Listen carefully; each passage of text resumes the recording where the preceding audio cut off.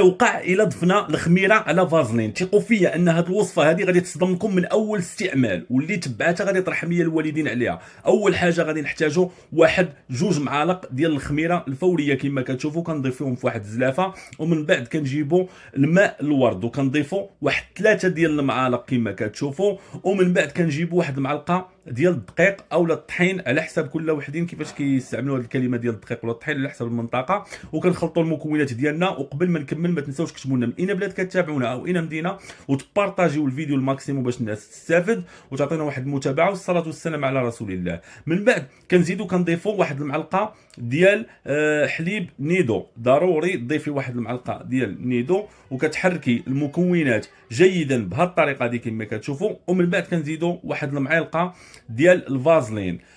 ثقوا فيا ان هذه الوصفه هذه اللي عندها الخدود ضعافين، يعني ما عليها الا تطبقها على البشره ديالها وتخليها لمده ديال نصف ساعه. ركزي مزيان، راه الخدود ديالك غادي يعمروا. حاولي ديرها في الثلاجه واستعمليها لمده ديال 6 ايام ما تفوتيهاش باش ما تخسرش. والسلام عليكم.